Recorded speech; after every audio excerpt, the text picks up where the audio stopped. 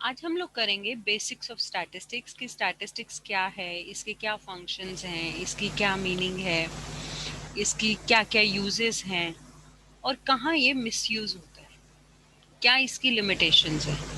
तो chapter 1 statistics पे आज हम डिटेल में डिस्कशन करेंगे।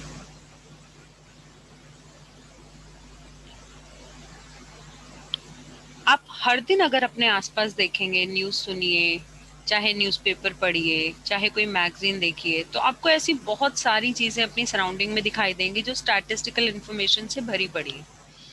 लाइक आप ये सुनते हैं कि हाँ, Sachin is the most intelligent student of this class who has been scoring highest marks for 5 years।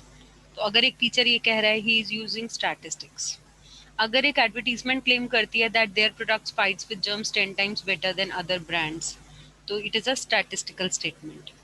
अगर world poverty line which is $2 per person per day, 65% Indians are living below poverty line, so this is statistics.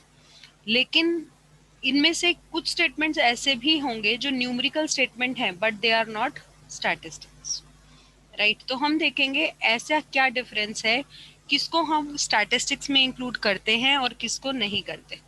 लेकिन उससे पहले हम एक basic concept clear करते हैं, quantitative data and qualitative data.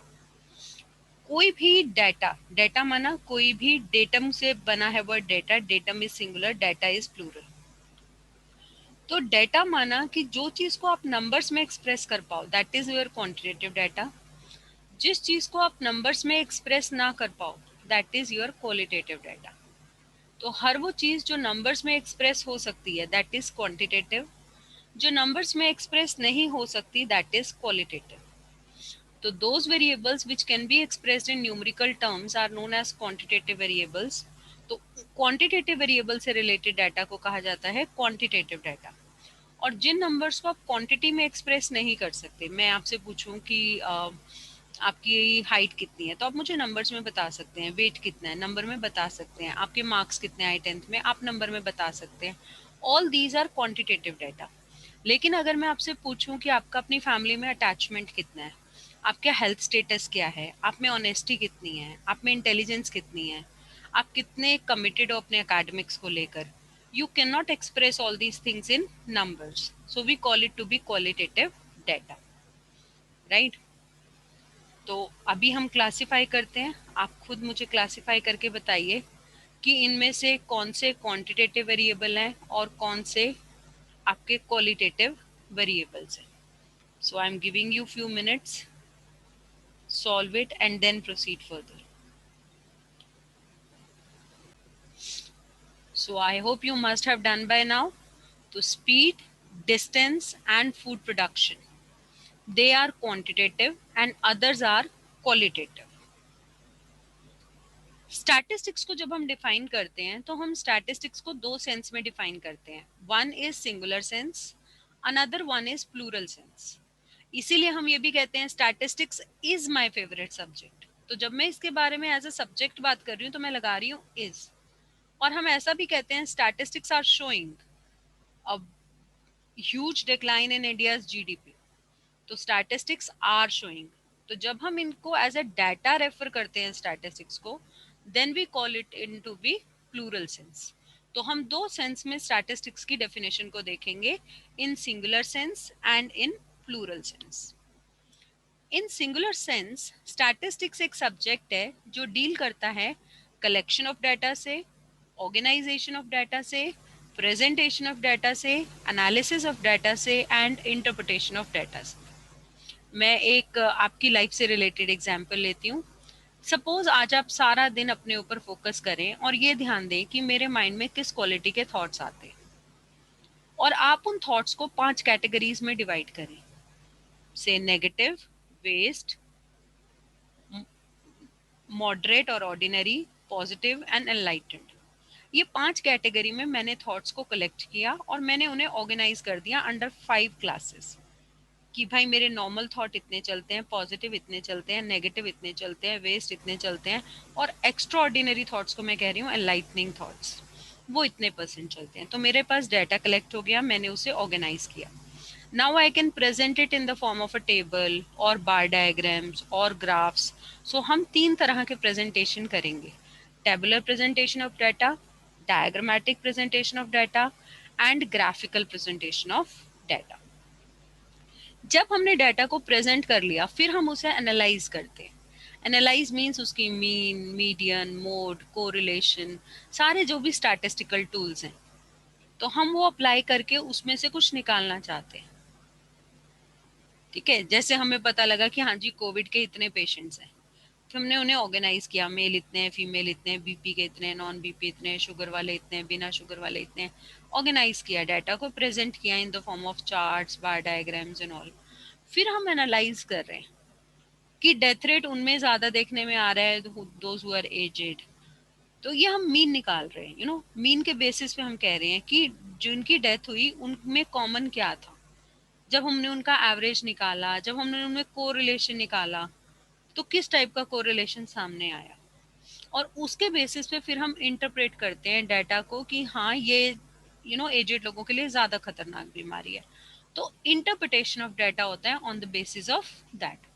कोई भी चीज, हर चीज में पहले डाटा कलेक्ट होता है, फिर उसको ऑर्गेनाइज किया जाता है, फिर प्रेजेंटेशन. स्कूल में टीचर ने आपका टेस्ट लिया, टेस्ट पेपर मैम के पास आ गए, डाटा कलेक्ट हो गया, she check the answer sheets और उन्होंने क्लास लिस्ट बना ली रोल नंबर वाइज. तो डाटा ऑर्गेनाइज हो गया कि रोल नंबर 1 के इतने मार्क्स हैं, 2 के इतने, 3 के इतने. फिर वो उसे प्रेजेंट कर रही हैं in the form of a table, और may be she make some bar diagrams. फिर वो निकालती हैं कि मेरी क्लास के एवरेज मार्क्स इतने आ रहे हैं, और उसके बेस पे वो ये इंटरप्रेट करती हैं कि बच्चों को टॉपिक समझ आया नहीं आया, मुझे दोबारा कराना है, क्या करना है. तो इंटरप्रिटेशन अभी हमने 11th लेवल पे नहीं दी, क्योंकि उसके लिए अभी आपको बहुत लॉजिकल थिंकिंग चाहिए. तो 11th लेवल पे हम एनालिसिस तक रहेंगे. तो आप देखेंगे हमारा अगला चैप्टर है कलेक्शन ऑफ डाटा, उसके बाद है ऑर्गेनाइजेशन, फिर प्रेजेंटेशन के 3 पार्ट्स, टेबुलर, डायग्रामेटिक, ग्राफिक. और एनालिसिस में हमारे सिलेबस में क्या क्या है, mean, median, mode, dispersion, correlation and index numbers. तो 5 टॉपिक एनालिसिस के हमारे सिलेबस में हैं. तो this is how our statistics book will go on. Statistics in plural sense.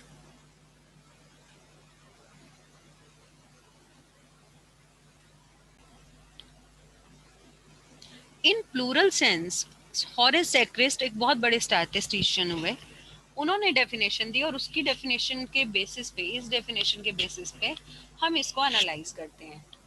He said, by statistics we mean aggregate of facts affected to a marked extent by multiplicity of causes, numerically expressed, enumerated or estimated according to a reasonable standard of accuracy, collected in a systematic manner for a predetermined purpose, and placed in relation to each other.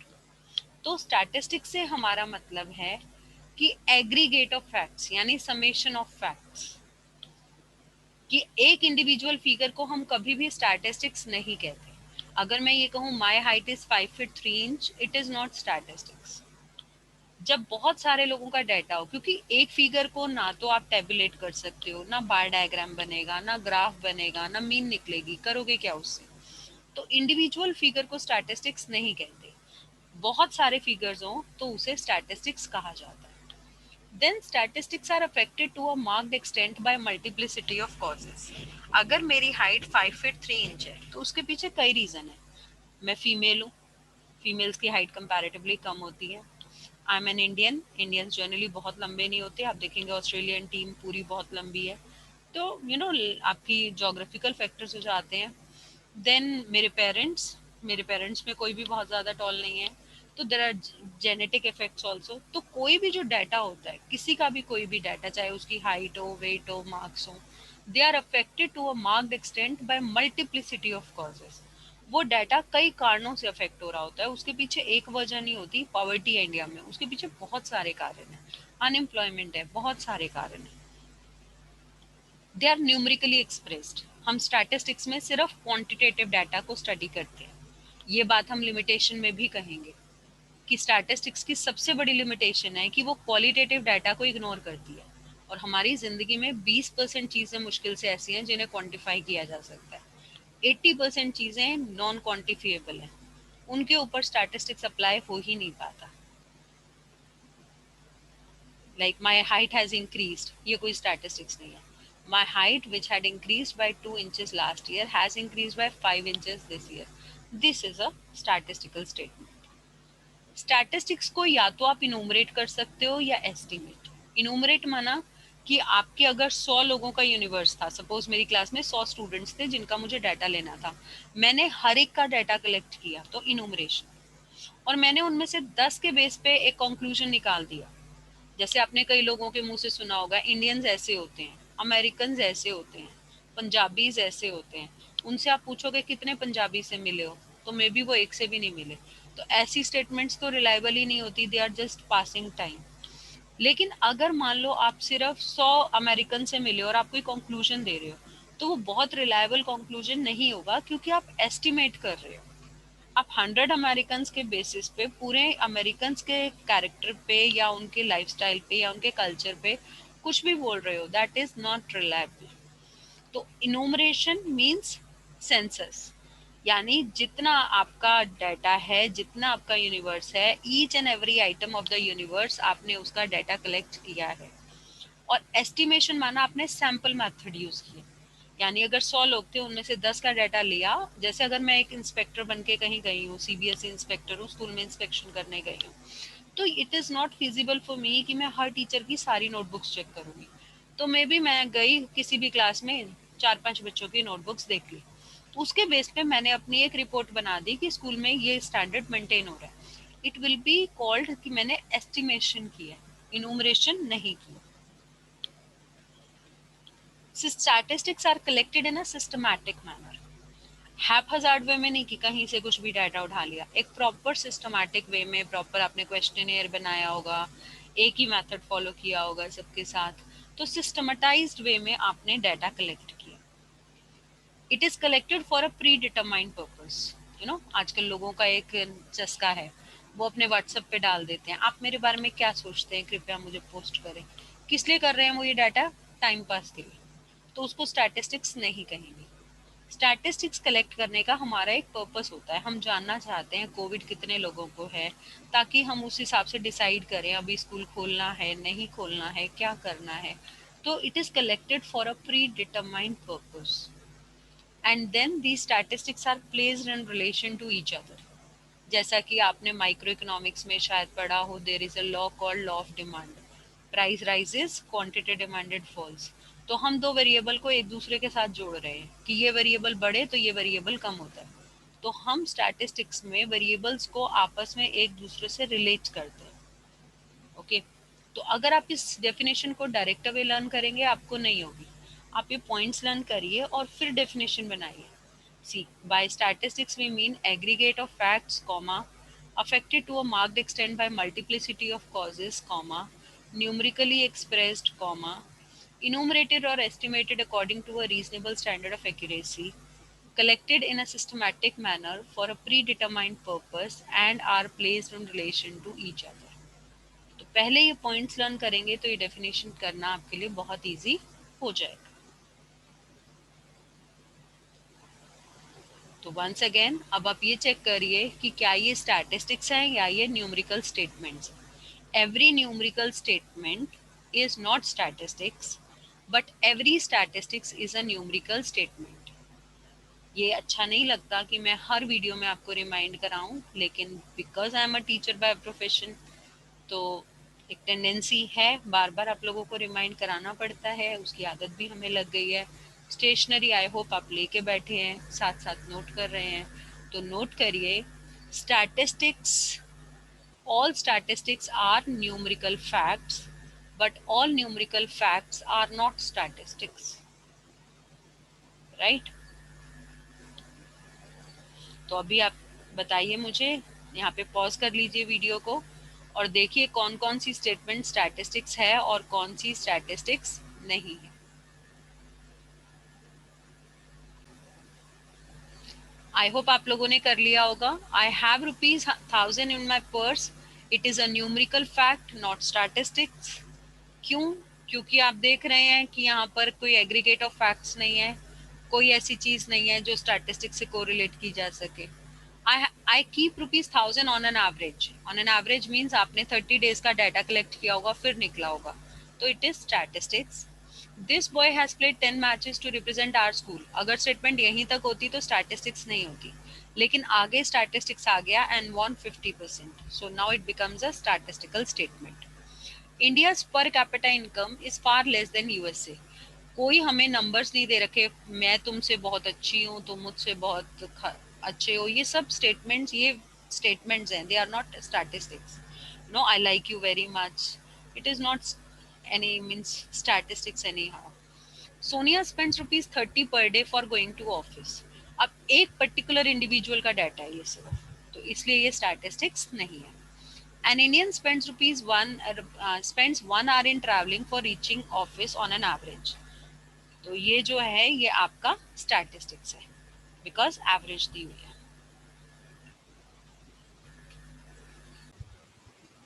So we talk of functions of statistics. Statistics करता क्या है, देखिए, statistics आपके data को बहुत ही simplified form में represent कर देता है। एक टीचर है, उसने टेस्ट लिया, उसके हाथ में बंडल है, लेकिन अगर आप उनसे पूछेंगे मैम मेरे कितने मार्क्स आए हैं, तो शी विल गेट इरिटेटेड कि मुझे ऐसे याद थोड़े ना है 40 स्टूडेंट्स के। लेकिन वही अगर उनके हाथ में लिस्ट बनी हुई है और लिस्ट हाथ में है, तो she can simply look at it, she will ask you what's your roll number and she will tell you. तो जैसे ही हम डाटा को प्रेजेंट कर लेते हैं, कलेक्ट हो गया, ऑर्गेनाइज हो गया, प्रेजेंटेशन हो गई, हमारे लिए काम बड़ा इजी हो गया। किसी भी चीज को हमें ढूंढना है, किसी भी फिगर को हमें आइडेंटिफाई करना है, रेफर करना है, तो बहुत इजी हो गया, right. Then it reduces complexity of data. Complexity of data को ये मिनिमाइज करता है। मैं एक बच्चे का पूरे साल के सारी चीज़ों के मार्क्स याद नहीं रख सकती, लेकिन कोई बच्चा मुझे कहता है मेरे 12th में 89.9% आए, so it is a single figure, which is reflecting his academic performance. Similarly अगर हम कहें इंडिया में 130 करोड़ लोगों की इनकम का पता लगाना बहुत मुश्किल है, हमारी पर कैपिटा इनकम इतनी है, तो वन सिंगल फिगर काफ़ी सारी कॉम्प्लेक्सिटी को ख़त्म कर रही है। फिर स्टैटिस्टिक्स आपको कंपेयर करने में हेल्प करते हैं। नो, आप इंडिया का यूएस से, यूके से, चाइना से जब कंपैरिजन करेंगे तो पर कैपिटा इनकम के बेस पे करेंगे, जीडीपी के बेस पे करेंगे, लाइफ एक्सपेक्टेंसी पे करेंगे, इन्फेंट मोर्टालिटी रेट पे करेंगे। ये सब कुछ स्टैटिस्टिक्स है। आप कंपेयर कर ही नहीं सकते जब तक डाटा नहीं है। You compare people on the basis of data, right.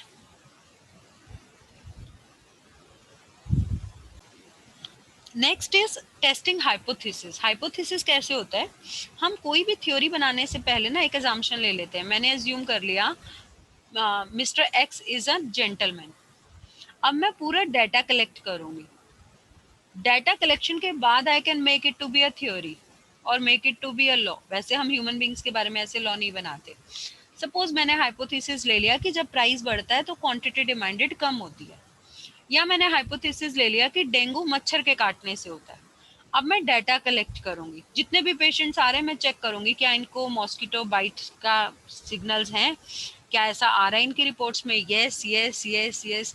तो जब हमने 10,000 लोगों पे टेस्टिंग कर ली, तब हम कंक्लूड करते हैं कि yes it is true, you know. इसीलिए आपको कोविड वैक्सीन आने में टाइम क्यों लग रहा है, क्योंकि आप एक मानेंगे कि इससे कोविड नहीं होगा, पहले उसे टेस्ट करना पड़ेगा। फिर ये भी टेस्ट करना पड़ेगा कहीं इस वैक्सीन के और साइड इफेक्ट्स तो नहीं है। तो कोई भी हाइपोथेसिस बिना डाटा के नहीं होता है कि उसको थ्योरी में कन्वर्ट कर दिया जाए। अगर हम डॉक्टर के पास भी जाते हैं, डॉक्टर पहले हमसे कहते हैं आपकी टेस्ट रिपोर्ट दिखाओ। तो टेस्ट रिपोर्ट क्या है, टेस्ट रिपोर्ट स्टैटिस्टिक्स है।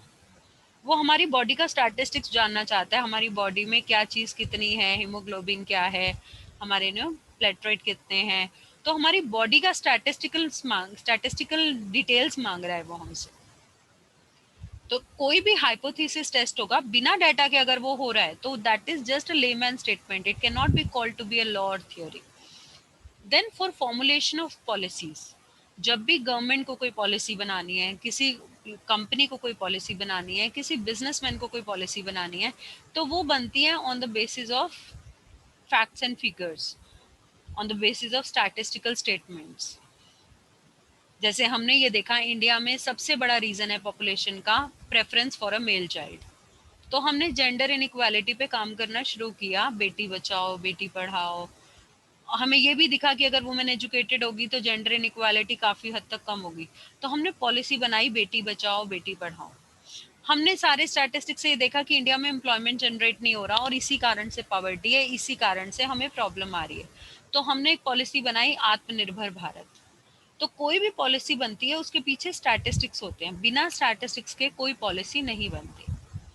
फोरकास्टिंग, मान लेते हैं मेरी किसी स्कूल में कैंटीन है, तो वहां पर अगर मैं बार बार देखती हूँ कि सैटरडे बच्चे कम आते हैं, तो मैं नेक्स्ट सैटरडे फोरकास्ट कर पाऊंगी कि सेल कम होगी, मुझे सैटरडे को अपना स्टॉक कम रखना। सिमिलरली हर एक को पता है, या जितने भी मेडिकल प्रैक्टिशनर्स हैं, दे नो कि बारिश के मौसम में लोगों को बीमारी ज्यादा होती है। तो वो फोरकास्ट कर सकते हैं कि हाँ भाई मंथ ऑफ जुलाई अगस्त आ रहा है तो उनको ज्यादा देर तक काम करना पड़ेगा। तो फ्यूचर फोरकास्टिंग में हमें पास्ट का डाटा हेल्प करता है कि पास्ट में ऐसा हुआ था, नाउ इट इज एक्सपेक्टेड। तो फोरकास्टिंग में हमें स्टैटिस्टिक्स बहुत हेल्प करता है। Coming to importance of statistics, statistics की इम्पोर्टेंस क्या है? तो ऐसा कोई फील्ड नहीं है जिसमें स्टैटिस्टिक्स इम्पोर्टेंट नहीं है। तो तीन पे तो मैं अभी बहुत डिटेल में आपसे बात करूंगी। Importance of statistics in economics I will discuss in detail. Importance of statistics in for government I will discuss in detail. Statistics की importance in business I will discuss in detail. यहाँ पे मैं nutshell में तीन की बात करती हूँ क्योंकि इस पे आपको सेपरेट क्वेश्चन टीचर नहीं पूछता। लेकिन मेडिकल लाइन भी बिना स्टैटिस्टिक्स के नहीं चलती। कोविड में हम सबसे पहले क्या कर रहे हैं? डेटा कलेक्शन, कितने पेशेंट हैं, किस तरह के लोगों को हो रहा है, क्या सिम्टम्स हैं, ये सब क्या है? ये सब स्टैटिस्टिक्स है। यू नो, फीमेल्स की डेथ कम हो रही है, मेल्स की ज़्यादा हो रही है, बीपी और शुगर पेशेंट्स को ज़्यादा हार्म कर रहा है, उनको नहीं कर रहा। All these are statistics.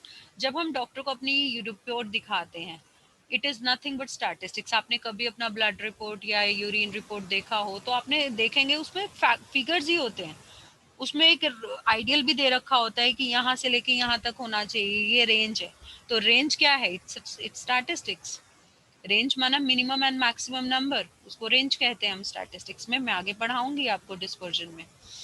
तो स्टैटिस्टिक्स मेडिसिन में यूज होता है। आप अगर आजकल आईपीएल चल रहा है, ये वीडियो तो आप जब देखेंगे उस समय शायद ना भी चल रहा हो, बट आपने क्रिकेट मैचेस देखे होंगे। तो क्रिकेट मैच में बीच बीच में ग्राफ आते रहते हैं कि इतने ओवर में ये वाली टीम यहाँ थी, ये वाली टीम यहाँ है। आप बीच में देखेंगे टाइम सीरीज ग्राफ रिफ्लेक्ट होता रहता है आपकी स्क्रीन पे। कंपैरिजन होता रहता है। जब आप कहते हो सचिन का सबसे ज्यादा स्कोर है, ये रिकॉर्ड है, बुमराह फास्टेस्ट प्लेयर है, ये सब क्या है? These are statistics. कि ये फास्टेस्ट बॉलर है, ये हाईएस्ट स्कोरर है, या हम कहते हैं विराट कोहली का रन रेट इतना चल रहा है। All these are run rate क्या है? Number of runs taken by a batsman divided by number of matches played by him. उसी से आता है ना उसका, कि हाँ उसका ये जो है एवरेज स्कोर है। रन रेट क्या होता है? कि हमारे अगर इतने बच गए हैं ओवर और इतना अभी स्कोर बचा है, तो ऑन एन एवरेज हमें एक ओवर में इतने रन मारने होंगे। तो जब जैसे ही आपने कहा ऑन एन एवरेज, एवरेज क्या है? स्टैटिस्टिक्स। तो ऐसा कोई स्पोर्ट नहीं है, चाहे क्रिकेट हो, बैडमिंटन हो, कोई भी स्पोर्ट जहाँ पे स्टैटिस्टिक्स यूज ना होता। और बिना स्टैटिस्टिक्स के आप प्लानिंग भी नहीं कर सकते। जब भी आप प्लान करेंगे कुछ भी, even if you are planning a family function, तो आप पहले स्टैटिस्टिक्स रखेंगे, कितना बजट है, कितने गेस्ट बुलाने हैं, क्या अरेंजमेंट करना है, यू नो कितना कितना एलोकेट करोगे, डेकोरेशन पे कितना करोगे, टेबल्स पे कितना करोगे। तो आप सारे स्टैटिस्टिक्स उसमें निकालोगे। Only then you will start with anything, right? So statistics is indispensable from all fields of our life. It is required everywhere, everywhere.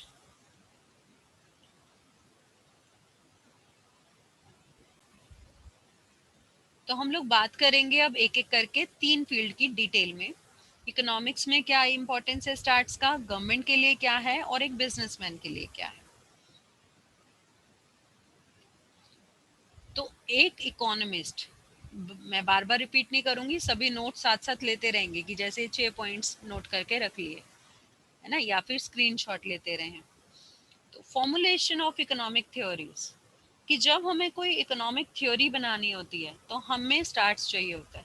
हमने लॉ ऑफ डिमांड ऐसे ही नहीं बना दिया कि रात को मुझे सपने में कोई बता गया when price rises quantity demanded falls. No, मैंने डाटा कलेक्ट किया, मैंने देखा ये टेबल्स पे भी अप्लाई हो रहा है, मोबाइल पे भी अप्लाई हो रहा है, इलेक्ट्रॉनिक्स पे भी अप्लाई हो रहा है। आपका मोबाइल भी इलेक्ट्रॉनिक्स में ही आता है ऐसे तो। आपका फर्नीचर पे भी अप्लाई हो रहा है, एवरीवेयर इट इज एप्लीकेबल। तब मैंने उसे एक लॉ का फ्रेमवर्क दिया। तो बिना किसी स्टैटिस्टिकल बैकग्राउंड के कोई भी स्टेटमेंट लॉ या थ्योरी में कन्वर्ट नहीं होती।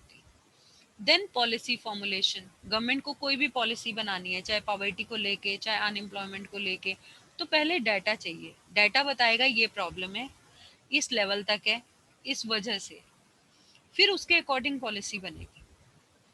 सिमिलरली अगर आपको इकोनॉमिक्स का कोई भी वेरिएबल फोरकास्ट करना है, जीडीपी कितना होगा, हम कब तक रिकवर कर लेंगे, अनएम्प्लॉयमेंट कैसा चल रहा है, अनएम्प्लॉयमेंट कब तक ठीक होगा एंड ऑल दिस, तो आप जो है स्टैटिस्टिक्स यूज करेंगे। स्टैटिस्टिक्स आपको इकोनॉमिक प्रॉब्लम्स को भी समझने में हेल्प करता है। कोई भी economic problem, whether it be poverty, unemployment, आपके पास जब उनके फैक्ट्स होते हैं ना, और जब आप कंपैरिजन करते हो ये चीज़ इंडिया में इतनी है, यूएस में इतनी है, यूके में इतनी है। yesterday I met a widow who is 65 years old, और वो गली में ठेले पे सब्जी बेच के अपना काम चलाती है, और उनकी दोनों डॉटर्स भी विडो हैं जिनकी रिस्पॉन्सिबिलिटी उन्हीं के ऊपर है। तो when we get such figures in front of us, तो हमें लगता है कहीं ना कहीं हमारी पॉलिसीज लैकिंग है, कि ना उन्हें विडो पेंशन के अंडर पेंशन मिल रही है, ना उन्हें ओल्ड एज पेंशन मिल रही है, और ना उन्हें किसी पॉवर्टी एलिवेशन प्रोग्राम के अंडर में कोई बेनिफिट मिल रहा है, कि इस एज में उन्हें इस तरीके से हार्डवर्क करना पड़ रहा है in order to survive. So this is a bad condition of our economy. फिर जब हमें सेक्टर वाइज कंपैरिजन करना हो, प्राइमरी सेकेंडरी टर्जरी सेक्टर्स का, मतलब sector wise means primary secondary tertiary, और temporal wise means time wise, कि ये चीज़ 1951 में इतनी थी, 61 में इतनी थी, 71 में इतनी थी, तो उस कंपैरिजन के लिए भी हम स्टैटिस्टिक्स यूज करते हैं। फिर जब हमें बनाने होते हैं कॉज इफेक्ट रिलेशनशिप, इसके कारण ये हुआ, नो, चाइल्ड लेबर के कारण पॉवर्टी होती है या पॉवर्टी के कारण चाइल्ड लेबर, तो जब हम नहीं बना पाते तो हम कहते हैं इट इज अ हेनेक फिनोमिनन। दोनों एक दूसरे के कॉज भी हैं और इफेक्ट भी हैं। बट अदरवाइज हम कहते हैं price rises, quantity demanded falls. तो कॉज क्या है? Price rises. इफेक्ट क्या आता है? Quantity demanded falls. तो ये कॉज इफेक्ट रिलेशनशिप हम थ्रू स्टैटिस्टिक्स डिराइव करते हैं। फिर हम देखते हैं बिजनेस में स्टैटिस्टिक्स कहाँ यूज होता है।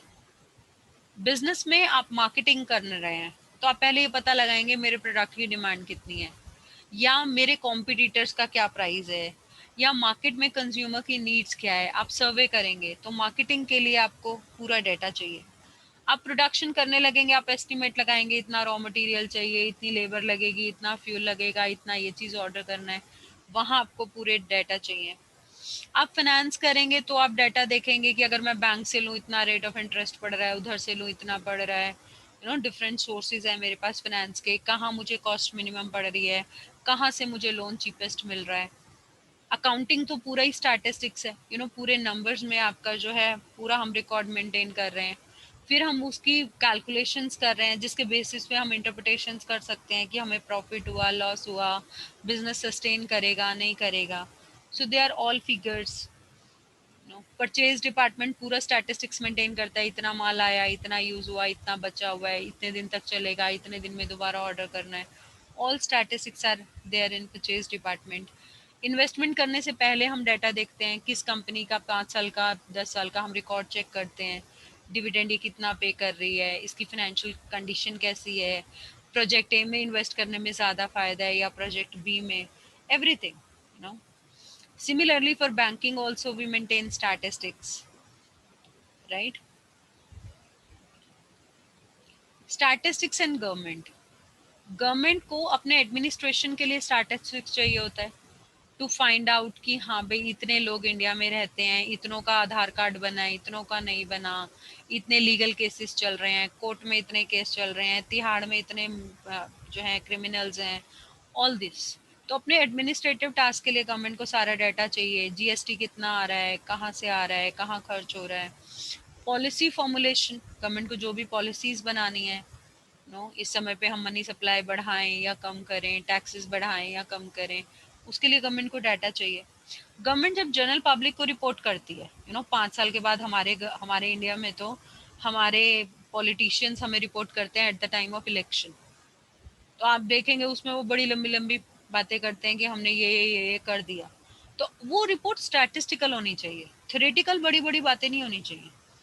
हमें एक प्रैक्टिकल डाटा बेस पे बताओ कि 5 साल तुम्हारी गवर्नमेंट रही, 5 साल में लिटरेसी रेट में क्या चेंज आया, आईएमआर में क्या चेंज आया, तब आप एक एक्चुअल रिपोर्ट कार्ड देख पाएंगे।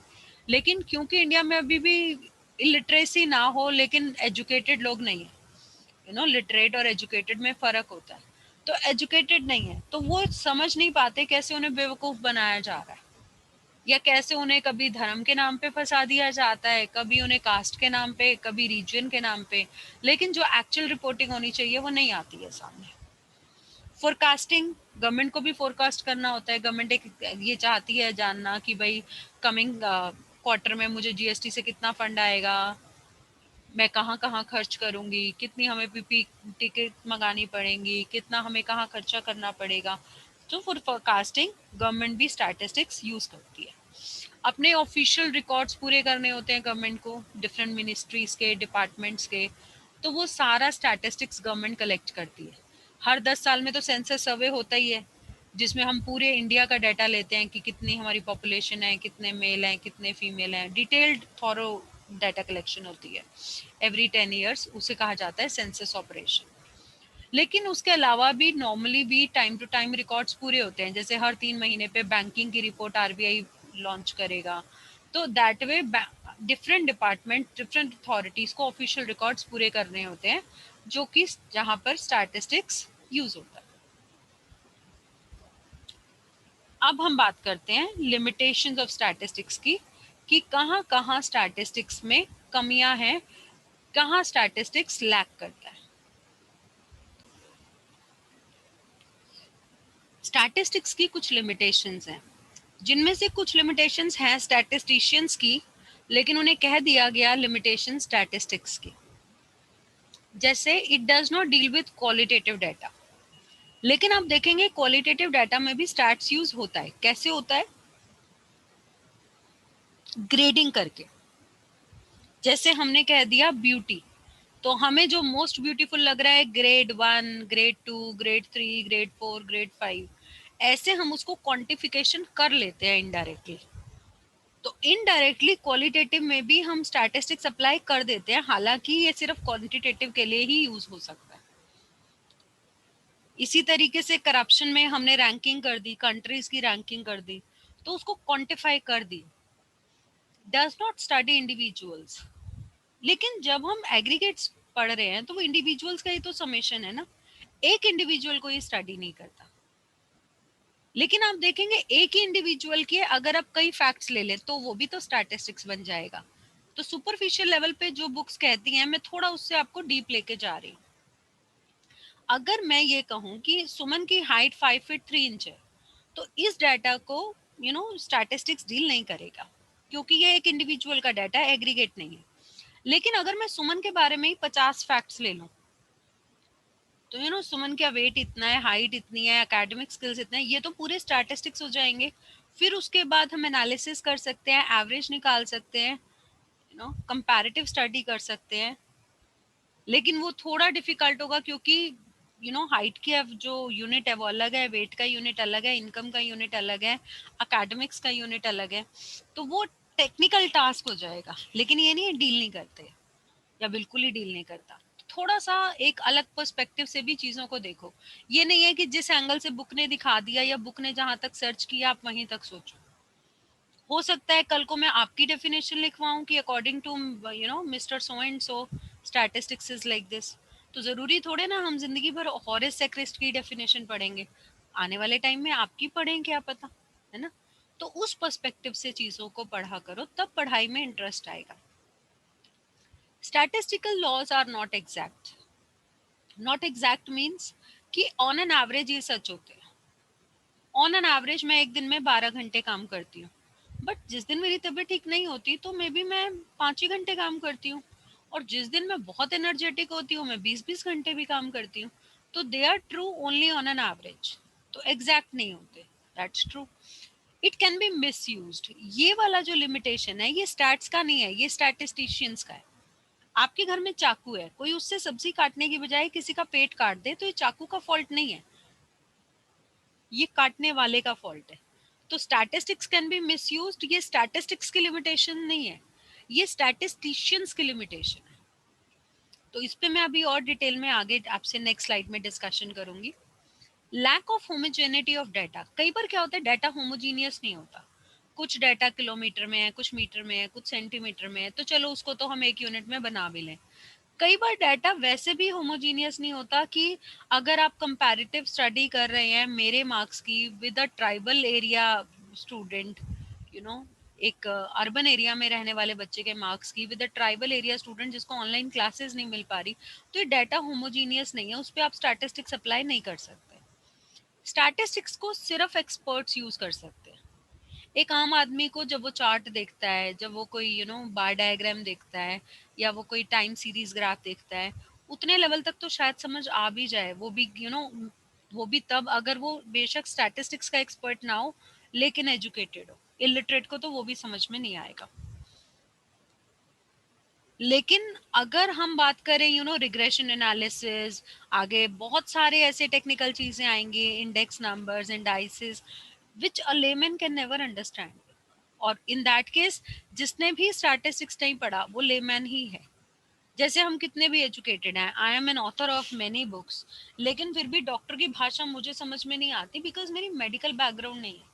तो डॉक्टर क्या कह रहा है, वो रिपोर्ट में क्या देख रहा है, उसे क्या देख के क्या समझ आ रहा है, ये उसी को पता है बिकॉज वो मेडिकल एक्सपर्ट है। सिमिलरली स्टैटिस्टिक्स भी एक्सपर्ट्स ही यूज कर सकते हैं।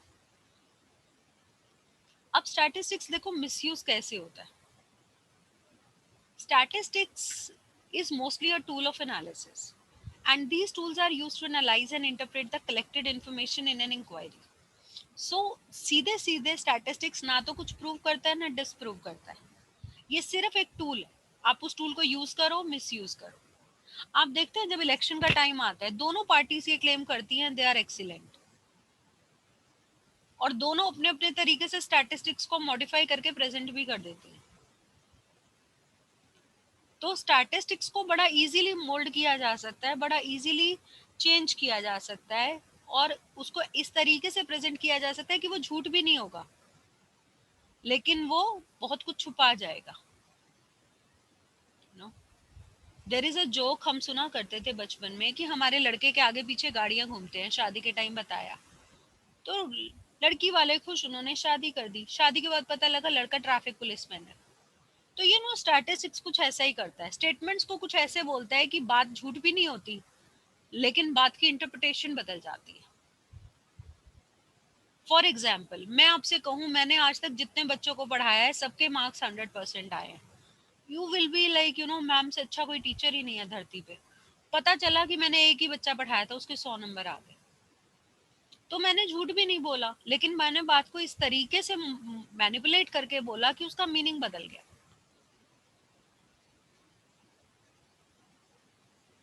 तो इस कारण से क्या होता है स्टैटिस्टिक्स में डिस्ट्रस्ट आता है। तो ऐसी स्टेटमेंट्स आपके एग्जाम में आ जाती हैं, statistics can prove anything, statistics can prove nothing. कुछ भी प्रूव करवा लो, आप ये प्रूव करवा लो कि भाई हमारी गवर्नमेंट्स ने बहुत अच्छा अपना पार्ट प्ले किया ड्यूरिंग कोविड, इसके भी आपको डाटा मिल जाएंगे। और आपको इसका भी डाटा मिल जाएगा कि कुछ नहीं किया, बेचारे लोग पैदल बिहार तक गए, उसका भी डाटा मिल जाएगा। स्टैटिस्टिक्स इज अ क्ले, आप चाहो उससे गॉड बनाओ चाहे डेविल बनाओ, जैसे मर्जी मोल्ड कर दो। मुझे प्रूव करना है आप अच्छे स्टूडेंट नहीं हो, मैं आपके बारे में सारे वही पॉइंट निकाल लूंगी जो अच्छे नहीं। मुझे प्रूव करना है you are a fantastic student, तो आप नहीं भी पढ़ते तो मैं कहूंगी कि भाई आपका बच्चा तो एडिसन की तरह है, पढ़ाई के लिए नहीं बना, ये कुछ नया खोजेगा। तो statistics is like a clay, we can modify. तो इसलिए कईयों ने तो यहाँ तक कह दिया कि दुनिया में 3 तरह के झूठ हैं, lie, damn lie and statistics. Statistics can blow the wind in whichever direction they wish. अब कुछ एग्जाम्पल्स हैं जैसे कि एक कॉलेज के 50% लड़कियां उसी कॉलेज के लेक्चरर से शादी कर लेती हैं। पता चला पूरे कॉलेज में 2 लड़कियां थी, एक ने लेक्चरर से शादी कर ली। इसी तरीके से एक न्यूज है, कंपनी ए के प्रॉफिट कंपनी बी से डबल है, तो आपको लगेगा कंपनी ए अच्छा परफॉर्म कर रही है, लेकिन कंपनी ए ने इन्वेस्टमेंट कंपनी बी से 10 टाइम्स की हुई है। तो मैं 1 करोड़ लगा के जो है 2 लाख कमा रही हूँ, आप 10 लाख लगा के 1 लाख कमा रहे हैं, तो आप ज्यादा एफिशिएंट हुए ना। लेकिन स्टैटिस्टिक्स चीजों को मैनिपुलेट कर देता है, तो इट कैन बी मिसयूज्ड। फिर आपको ये भी समझना पड़ेगा that statistics are not a substitute to common sense.